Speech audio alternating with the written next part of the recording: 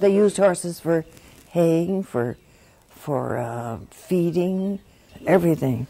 The derricks that they stacked the hay with. I don't remember seeing the horses run away very often, but one day I saw a team run across the yard here with a gravel wagon, and it dumped the driver out. I don't know how it got stopped, that team, but I think they just got tangled up to stop themselves.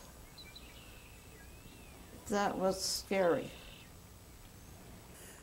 Well, this is the room that the stable buck had, and the stable buck was the man who took care of the barn. He kept it clean, and he brought the horses in, helped them, and he watered the horses. And I wondered how they kept warm in the wintertime, because I'm sure they wouldn't let them have fires out here. There was so much hay and that sort of thing that's combustible around that they were careful about fire around barns, weren't they? Yes. Watched it all the time. And so I'm sure the man never had a fire in there. I'm sure he just froze. I don't know how they stood it. I don't know. Do you? I don't know how they kept warm. I don't know how they stood it. About 3 or 4 pairs of wool underwear.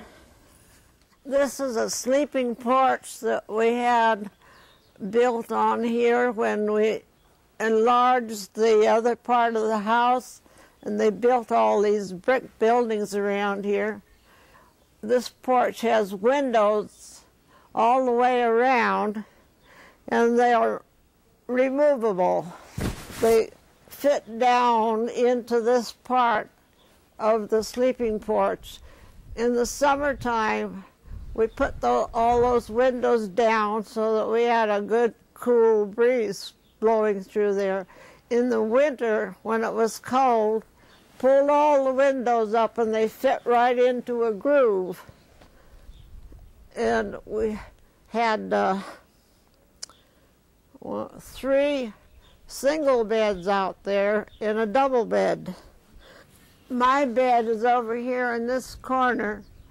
My sister's bed was right next to me, my sister Ruth, and the double bed was my sister Fritzie and my sister Catherine. And then we had an extra bed for company. Very often my sisters would have friends come stay all night. Sometimes our cousins would come stay here. And we had enough beds so that we could all stay out there and have a slumber party if we wanted to.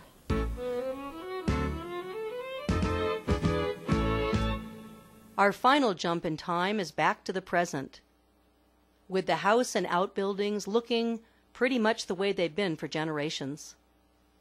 You know, Dinky, I know you had happy memories in that kitchen, but I had a lot of happy memories. I spent hours and hours of time in there with your mom and Aunt Margaret, just having coffee on the Ardrey silverware and talking stories about Dangberg. I think that's kind of what enthused me to become the Chautauqua character.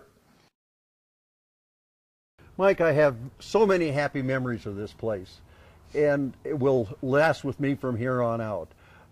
I am also equally happy that the county and the state are now going to take this over as a historical museum and keep this open here on out. Oh, we're getting there.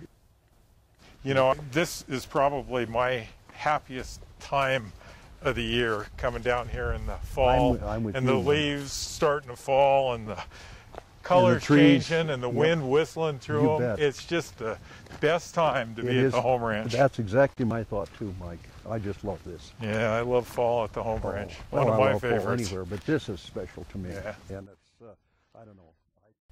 In February 2005, Nevada State Parks in Douglas County assumed management of 5.5 acres here at the Historic Home Ranch. And the first thing that we wanted to do is stabilize the buildings you see. And you'll notice in the background the brand new roof. These are green cedar shingles that were all hand dipped and hand nailed to the roof. That's one of the first projects that we did, was really button up the buildings, tighten them up, make them waterproof.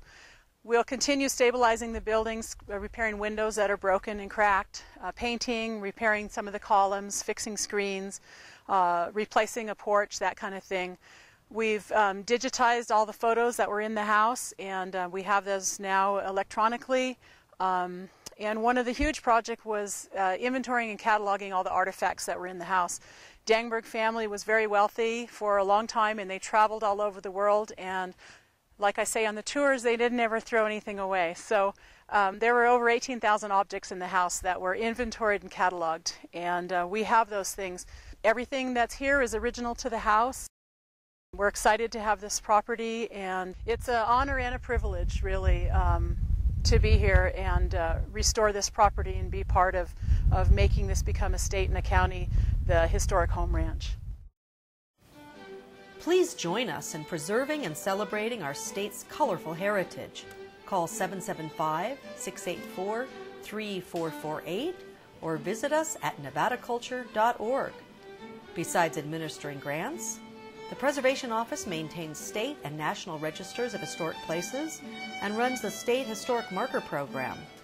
The Preservation Office is part of the Nevada Department of Cultural Affairs, along with the State Library and Archives, Nevada Arts Council, and Division of Museums and History. Through these agencies, the state of Nevada offers a wealth of cultural programs for residents and visitors alike. We invite you to check out our website or call 775-687-8323 in Carson City. And see you next time on Exploring Nevada.